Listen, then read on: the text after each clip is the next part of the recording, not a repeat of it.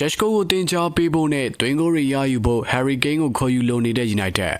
Manchester United တင်တဲ့ Harry Kane တို့ရဲ့သတင်းတွေကတော့တစ်ဖက်ပြန်လည်ထွက်ပေါ်လာခဲ့ပြီလည်းဖြစ်ပါတယ်။ United တင်ကအသက်32နှစ်အရွယ်အင်္ဂလန်ဝိုင်းတိုက်စစ်မှု Harry Kane တယောက်ကိုခေါ်ယူခြင်းနေတယ်လို့သတင်းချုပ်ကဖော်ပြလာခဲ့တာပါ။ဘိုင်မီနစ်တင်ရဲ့တိုက်စစ်မှုတယောက်ကလည်းအင်္ဂလန်ကိုပြန်လာဖို့ဆန္ဒရှိနေခဲ့တာပါ။ Kane ကတော့ဘိုင်မီနစ်တင်စီမှာ300တိမြောက်ကစားနေပြီးတော့တွင်းကိုတွေကိုဇက်တိုက်သွင်းယူနေပါပြီ။ပြီးတဲ့နေရာဒီမှာလည်း Kane ကစံချိန်တွေတွင်းကိုတွေကိုသွင်းယူနေပြီးတော့ဒီရာဒီမှာလည်းတော်လီကိုမှကောင်းမွန်တဲ့စွမ်းဆောင်ရည်တွေကိုပြသထားပါပြီ။ Harry Kane ကဒီရာဒီမှာဘိုင်မီနစ်တင်အတွက်ပြိုင်ပွဲစုံ9ပွဲကစားထားတဲ့နေရာမှာ19ဂိုးထိကိုတွင်းပြီးတော့3ဂိုးထိကိုဖန်တီးမှုပြုလုပ်ထားနိုင်ခဲ့တာပါ။ United က Kane ကိုခေါ်ယူခြင်းနေတဲ့ပထမချက်ကတော့တွင်းကိုတွေရှာဖွေပေးဖို့ပဲဖြစ်ပါတယ်။အသက်အရွယ်ကရနေခဲ့ပြီးဆိုပေမဲ့ Kane ရဲ့ကိုသွင်းနှုန်းကတော့ထိပ်တန်းစစ်မှာရှိနေပါသေးတယ်။နောက်တစ်ချက်ကတော့ Sheshko ပါဝင်လူငယ်တိုက်စစ်မှုတွေကိုတင် जा ပြသပေးဖို့ပါ။ဒီအချက်တွေကြောင့်မလို့ United က Kane ကိုခေါ်ယူခြင်းနေတာလည်းဖြစ်ပါတယ်။ Kane ကတော့အင်္ဂလန်သားဖြစ်ပြီး Premier League မှာဆိုရင်လည်းအတွေ့အကြုံရင်းလို့ခေါ်ယူနိုင်ခဲ့မယ်ဆိုရင်တော့ United အတွက်တော်လေးကိုမှကောင်းမွန်လာမှာလည်းဖြစ်ပါတယ်ခင်ဗျာ။